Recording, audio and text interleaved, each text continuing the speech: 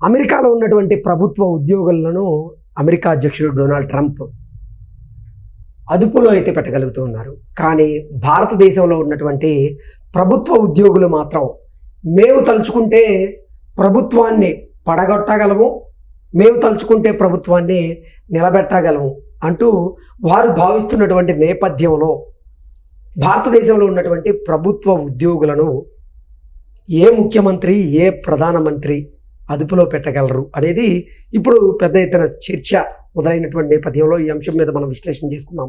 ప్రస్తుతం మనతో పాటున్నారు ప్రముఖ రాజకీయ విశ్లేషకులు, ప్రముఖ సీనియర్ జర్నలిస్ట్ సిఎస్ రావు గారు. సార్తో మాట్లాడదాం. సార్ నమస్తే. సార్ నమస్తే. భారతదేశంలో ఉన్నటువంటి ప్రభుత్వ ఉద్యోగులు తలుచుకుంటే ఏ ప్రభుత్వాన్నైనా సరే పొడగట్టగలము, మేము నిలబెట్టగలము అంటూ కూడా వారు ధీమా వ్యక్తం చేస్తూ ఉన్నారు. ఏంటి సార్ అసలు భారతదేశంలో ఉన్న ప్రభుత్వ ఉద్యోగులను ఎవరు అదుపులో పెట్టగలరు అంటే ఏం చెప్తారు? సో ఈ విషయంలో కొంచెం బ్రాడ్గా మనం విశ్లేషణ చేసుకుని బ్రాడ్గా కనుక అభిప్రాయాన్ని వ్యక్తం చేయాలి అని అనుకుంటే మాత్రం ప్రభుత్వ ఉద్యోగుల్ని ఎక్కడ వరకు ఉంచాలో అక్కడ వరకు ఉంచినటువంటి సీఎం ఎవరైనా ఉన్నారంటే జగన్మోహన్ రెడ్డి గారు. దీంట్లో ఎలాంటి సందేహాలు అవసరం లేదు. నా అబ్జర్వేషన్ ప్రకారం ఏ సీఎం కూడా, ఇంక్లూడింగ్ రాజశేఖర రెడ్డి గారు, ఏ సీఎం కూడా అసలు ప్రభుత్వ ఉద్యోగుల్ని కంట్రోల్లో పెట్టలేకపోయారు. కంట్రోల్ అంటే వాళ్ళని ఏదో బెత్తం తీసుకొని ఎమ్మడి పట్టం కాదు.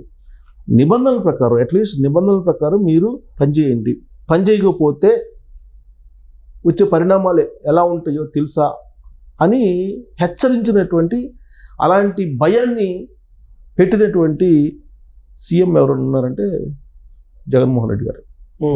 ఇప్పుడు ఒకటి భయం అన్న ఉండాలి, భక్తి అన్న ఉండాలి, ఈ రెండు ఉండాలి. ప్రభుత్వ ఉద్యోగులకి భయం ఉండదు, భక్తి ఉండదు. వాళ్ళకు ఉందల్లా ఒకటే, బాధుడే. అందరు కాదు, ఎక్కువ పర్సెంట్. వాళ్ళు తక్కువ కూడా కాదు, ఎక్కువ పర్సెంట్. ఎవడొస్తారా వాళ్ళ దగ్గర నుంచి మనం అవినీతి సొమ్ము తీసేసుకుందాం. ఈ 50 తప్ప చిత్తశుద్ధిగా పనిచేద్దాం అని చెప్పి అనుకునే వాళ్ళు చాలా తక్కువ ఉంటారు. నాకు 2 రోజుల క్రితం ఒక న్యూస్ చూస్తే నాకు కడుపు తరుక్కుపోయింది. ఒక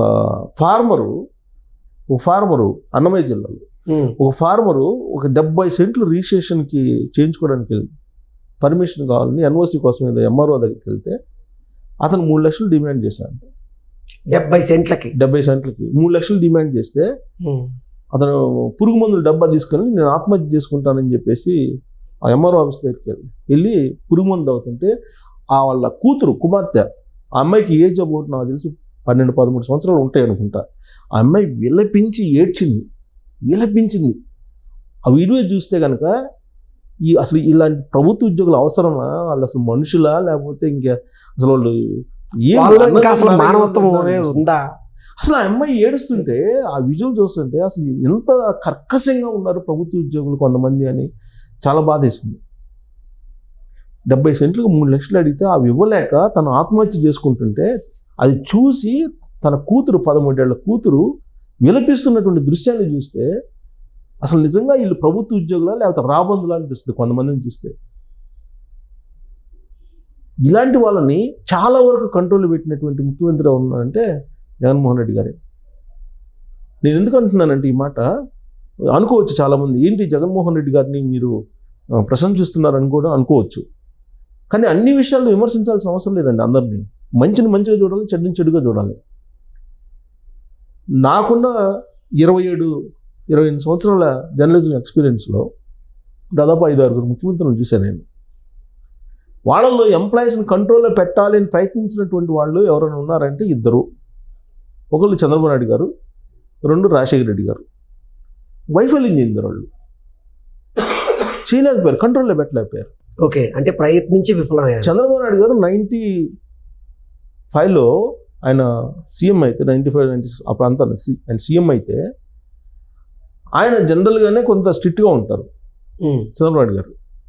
ఆయన టైం టు టైం సెక్రటరీకి వచ్చేవాళ్ళు, ఎంప్లాయీస్ కూడా అదే టైంకి రమ్మునేవాళ్ళు, పంచి కొట్టమునేవాళ్ళు.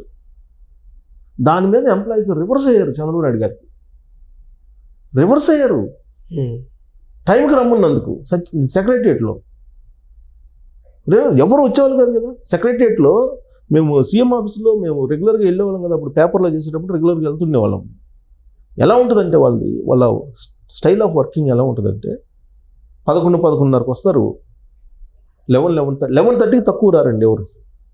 11కి వచ్చేవాళ్ళు చాలా తక్కువ ఉంటారు. 11:30కి వస్తారు. 11:30కి రాగానే పాపం వీళ్ళ కోసం వెయిట్ చేసేవాళ్ళు ఉంటారు ఆడ. రాగానే ఈయన ఛాంబర్కి పోయిన తర్వాత ఒక అరగంట తర్వాత లోపలికి పిలుస్తారు. పిలిచిన తర్వాత ఇతను ఏదో పాపం ఫైల్ తీసుకుని, సార్ ఇదేదో ఫైల్ ఉంది సార్, ఇది ఆల్రెడీ పెండింగ్లో ఉంది, ఏదో చెప్తారు కదా వీళ్ళు పోయి. కొంచెం మాట్లాడతారు. మాట్లాడిన తర్వాత ఏదో ఒక దగ్గరలో ఉన్నటువంటి హోటల్స్కి ఫిక్స్ చేస్తారు లంచ్కి, ఆడ కలుద్దాం అని చెప్పి. అంటే ఆ రోజు లంచ్ వాళ్ళు అరేంజ్ చేయటం. ఈ లంచ్కి వెళ్తారు. ఎప్పుడు 1:30-2 ప్రాంతాలు లంచ్కి వెళ్తారు. జస్ట్ 1 అవర్ వీళ్ళతో ఇటు మాట్లాడతారు. 1.5 అవర్ కల్లా వెళ్ళిపోతారు. వెళ్ళిపోయి 3కి వస్తారు మళ్ళీ లంచ్ నుంచి. వచ్చిన తర్వాత ఇతనికి ఏదో చెప్తారు, నెక్స్ట్ వీక్ చేద్దామని ఏదో చెప్పేస్తారు. ఈలోపు 3 దాకా టైం గడిపేస్తారు. అప్పుడు చెట్ల కింద సెక్రటరియట్ చెట్లు ఉండే, ఆ చెట్ల కింద క్యాంటీన్లు అవి ఉండేవి. వచ్చి 2-3 సిగరెట్లు తాగిపోతుంటారు. ఈలోపు 3-3:30 అయింది. 3:30 కాగానే బయటకు వచ్చేస్తారు కింద ఫైల్స్ సర్దేసి. ఈ చెట్ల కింద ఎవరు ఉంటారో, ఎవరు వచ్చారో పనుల కోసం వీళ్ళతో సెటిల్మెంట్ చేసుకోవడానికి పట్టుమని 1 గంట కూడా కూర్చోరండి చాలామంది. అలాంటి సిచ్యువేషన్స్ నేను చూశాను. ఇలాంటి ఉద్యోగులు వాళ్ళు ఏ స్థాయికి వచ్చారంటే, మేము ప్రభుత్వాన్ని నిలబెట్టగలం, మేము ప్రభుత్వాన్ని పడగొట్టగలం అనే స్థాయికి బహిరంగంగా వాళ్ళు ప్రకటన చేసేటువంటి స్థాయికి తెలుగు రాష్ట్రంలో ఉండేటువంటి ఉద్యోగులు కొంతమంది వచ్చారు. ప్లస్ ఉద్యోగ సంఘ నాయకులు ఏం చేస్తున్నారు, ఎన్నికల్లో ప్రచారం చేస్తున్నారు బహిరంగంగా. మరి భారతదేశ ప్రధాని కానీ, అలాగే భారతదేశంలో ఉన్నటువంటి అన్ని రాష్ట్రాలకు సంబంధించినటువంటి ముఖ్యమంత్రులు ఈ ప్రభుత్వ ఉద్యోగుల మీద ఎందుకు చర్యలు తీసుకోవట్లేదు అంటారు? చర్యలు తీసుకోవడానికి ప్రయత్నం చేస్తున్నారు. అల్టిమేట్గా ఏంటి, వాళ్ళకి ఓట్ బ్యాంక్ రాజకీయం. వాళ్ళు ఏదైనా చెయ్యాలంటే అధికారంలో అయితే ఉండాలిగా. అధికారంలోకి మిమ్మల్ని దించేస్తామని నేను చెప్తుంటే, మరి వాళ్ళు జనరల్గా ఓట్ బ్యాంక్ రాజకీయాలే కదా రాజకీయ పార్టీలు చేసేది, సాంప్రదాయ రాజకీయ పార్టీలు అన్ని చేసేది అదే కదా. గెలిచిన తర్వాత అయినా ఏం చేయాలి, ప్రజల కోసం చేయాలా, అధికారుల కోసం చేయాలా? నెక్స్ట్ మళ్ళీ అధికారంలో రాలేమో అని భయం కదా. నరేంద్ర మోడీ గారు ఉన్నారు, ఆయన చేస్తున్నారు. కొన్ని సంచలనాత్మక నిర్ణయాలు తీసుకున్నారు. 370 లాంటి వాటిని రద్దు చేసి మరి ఎంప్లాయీస్ని పనికి తగ్గ వేతనం అన్నాడు ఆయన ఒక మూమెంట్లో. మరి పనికి తగ్గ వేతనం అనేది మనం ఫిక్స్ చేయాలని చెప్పి ప్రయత్నం చేసినప్పుడు బ్యూరోక్రాట్స్ ఏం చేశారు, అసలు ఆ వాయిస్ని మళ్ళీ బయటకు రాకుండా చేసేసారు కదా. ఇది దాదాపు ఈ మాటనే ఆయన 2-3 సంవత్సరాలు అవుతుంది. తర్వాత ఆ మాట లేదుగా ఆయన నోటి నుంచి, పనికి తగ్గ వేతనం అనేది లేదుగా. పని దగ్గర వేతనం అంటే ఏం లేదు. డోజ్ ఇప్పుడు అమెరికాలో ఉంది కదా, అమెరికాలో ఎలన్ మస్క్ చేస్తున్నాడు కదా, అదే పనికి తగ్గ వేతనం అంటే. డిపార్ట్మెంట్ ఆఫ్ ఎఫిషియన్సీ అని పెట్టాడు అక్కడ. పెట్టేసి ఎవరైతే ఎఫిషియెంట్గా లేదో వాళ్ళని తీసి పడేస్తున్నారు. అదే కదా ఇక్కడ కూడా ఆయన చేయాలనుకుంది అదే నరేంద్ర మోడీ గారు. కాబట్టి ఇంప్లిమెంట్ చేయలే, దాన్ని ఆదిలోనే దాన్ని పాతిపెట్టారు, అయిపోయింది అది. ఆ తర్వాత చంద్రబాబు నాయుడు గారు టైం టు టైం రమ్మన్నందుకు ఆయన మీద గందరగోళంగా చేసేసి 2004లో ఆయన్ని అధికారం నుంచి దించేశారు. ఎందుకు, నేను 18 గంటలు పని చేస్తున్నా, మీరు కూడా పని చేయండి అన్నారు. ఎంప్లాయీస్ అప్పట్లో ఏం కామెంట్ చేసేవాళ్ళు తెలుసా చంద్రబాబు నాయుడు గారిని, ఈయనకేం పని లేదు, ఈయనకి పని లేకపోతే మాకు లేదా, 18 గంటలు మేము ఎందుకు చేస్తాం, 6 గంటల తర్వాత మేము వెళ్ళిపోవాలి కదా, 5 గంటల తర్వాత వెళ్ళిపోవాలి కదా మేము, అర్ధరాత్రి రివ్యూ మీటింగ్లు పెడుతుంటాడు అని చెప్పి ఆయన్ని దించేసేదాకా నిద్రపోవాలి వాళ్ళు ఎక్కువ మంది. దించేస్తారు, అయిపోయింది. 2004లో రాజశేఖర రెడ్డి గారు వచ్చారు. రాజశేఖర రెడ్డి గారు వచ్చి ఈ పరిస్థితి అంతా చూసి ఆయన కూడా ఏమన్నాడు, మీరు 10 గంటలకు రాబోయినా 10:30 కన్నా రండి అని చెప్పి 10:30కి పంచి పెట్టాడు ఆయన. పంచి చేయమని పంచి మిషన్లు పెడితే ఒక్కరు పని చేయలేదండి. పంచి మిషన్లు పీకాతలు పడేశారు వారానికల్లా. అడిగిన వాళ్ళు లేరు. రాజశేఖర రెడ్డి గారు లాంటి బలమైనటువంటి రాజకీయ నాయకుడు కూడా అడగల అప్పుడు ఎంప్లాయీస్ని, అడగలేకపోయారు. పంచి పెట్టి పంచి చేయమన్నారు, వచ్చినప్పుడు పోయినప్పుడు పని చేయమన్నారు. పని చేయడానికి ఇష్టపడలే ఎవరు. దాంతో ఆయన కామ్ అయిపోయారు, ఇంకేం చేయలేక. ఆ తర్వాత మనం ఉమ్మడి రాష్ట్రం అయిపోయిన తర్వాత విడిపోయిన రాష్ట్రానికి వస్తే జగన్మోహన్ రెడ్డి గారు వచ్చారు. జగన్మోహన్ రెడ్డి గారు వచ్చిన తర్వాత ఓపీఎస్ రద్దు చేస్తారని అన్నాడు, చేయలేదు. ఏం చేశారు ఎంప్లాయీస్, ధర్నాలు ఏమైనా చేశారా? ధర్నా చేశారు, ఒక ధర్నా చేశారు. ఆ తర్వాత ధర్నాలు చేసిన వాళ్ళు ఉన్నారా? లేరు. పిఆర్సీ వేయలేదు, ఏం చేశారు? ఇప్పుడేంటి, మాకు ఇవన్నీ చేయనందువల్ల జగన్మోహన్ రెడ్డి గారిని ఓడించామని అంటారు.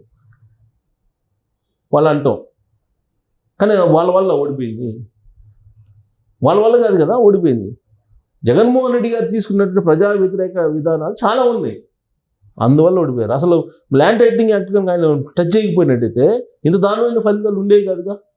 ఒకవేళ ప్రతిపక్షంలో కూర్చున్నా ఇంత దారుణమైన ఫలితాలు ఉండవు. వాళ్ళు కోటరీగా ఏర్పడి కొంతమంది చేసుకున్నటువంటి స్వయంకృతాపరాధం వాళ్ళది. ఇప్పుడు మరి రాజశేఖర రెడ్డి గారు ఉన్నారు, రాజశేఖర రెడ్డి గారు కొంత ఆయన ఎంతో కొంత కంట్రోల్లో చేసే ప్రయత్నం చేశారు. మరి 2009లో మళ్ళీ గెలిచాడుగా. చంద్రబాబు నాయుడు గారు ఉన్నారు, మరి ఉద్యోగస్తులకు ఒక రకంగా భయం అని కాదు, వాళ్ళు వ్యవహారాన్ని ఎట్టగట్ట ఏదో పని చేయించుకోవాలనే ఉద్దేశంతో అనేక బెనిఫిట్స్ ఇచ్చారుగా, పిఆర్సీలు ఇచ్చారుగా. చంద్రబాబు గారు ఆయన హయాంలో ఉమ్మడి ఆంధ్రప్రదేశ్లో 2 సార్లు పిఆర్సీ ఇచ్చారు. మరి 2004 ఎందుకు ఓడిపోయారు? వీళ్ళందరూ ఉద్యోగస్తులు వేయాలి కదా ఓట్లు, ఎందుకు ఓడిపోయారు? అంటే ఓడిపోయినప్పుడేమో మా వల్ల ఓడిపోయారని చెప్తారు, గెలిచినప్పుడేమో మా వల్లే గెలిచారని చెప్తారు. మిగతా అనేది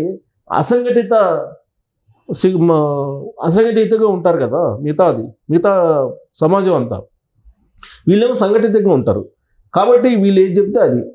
అసలు వెంకటరామరెడ్డి అని వెంకటరెడ్డి అతను ఇప్పుడు కూడా బహిరంగ సచివాలయంలో ప్రచారం చేస్తున్న ప్రభుత్వానికి వ్యతిరేకంగా.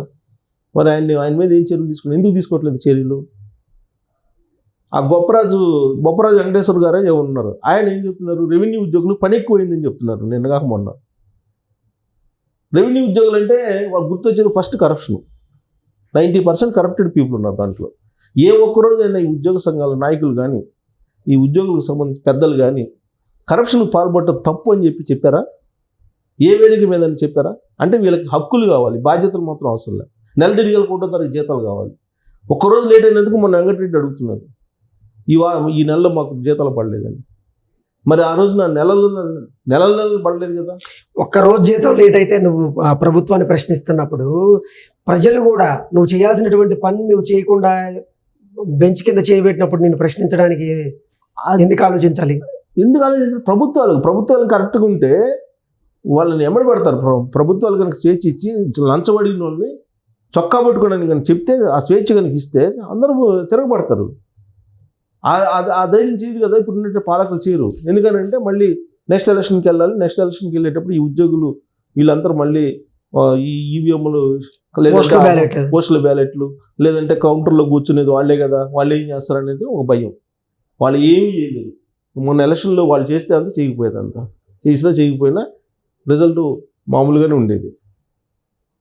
అంటే ధైర్యం ఇప్పుడు ట్రంప్ చేస్తున్నాడు, అమెరికాలో ట్రంప్ చేస్తున్నాడు కదా ధైర్యంగా. మరి అది ఎందుకు చేయలేదు? ఇప్పుడు ₹90 నీకు జీతభత్యాలకు వెళ్ళిపోతుంది ప్రభుత్వ ఉద్యోగులు కానీ వాళ్ళే చెప్తున్నారు, ప్రభుత్వాల్లో ఉండేటువంటి పాలకులు. మరి అలాంటప్పుడు సరి చేయాలి కదా, ఎందుకు సరి చేయలేకపోతున్నారు? అది తప్పు కదా. కాబట్టి ఎంతో కొంత పూర్తి స్థాయిలో కాకపోయినా ఎంతో కొంత కంట్రోల్లో పెట్టి వాళ్ళని బాధ్యత ఎరిగి పనిచేయమని చెప్పి హెచ్చరించినటువంటి ముఖ్యమంత్రి ఉన్నది జగన్మోహన్ రెడ్డి గారే. కాకపోతే కొంతమందికి విపరీతమైన స్వేచ్ఛ ఇచ్చేసి దోచుకునేలాగా ఆయన చేశారు. అక్కడే ఆయన పొరపాటు పడింది. ఆయనకి ఎందుకే ప్రజాక్షేత్రంలో 11 స్థానాలకు పరిమితం అయ్యాడు. బట్ ఓవరాల్గా చూసుకుంటే కనుక ఉద్యోగులకి తాకలు కట్ చేశాడు ఆయన. అంతవరకు అయితే మనం చెప్పవచ్చు. ఇప్పుడు మనం అమెరికాలో చూస్తున్నాం ట్రంప్ని. Okay sir, thank you so much. Thank you.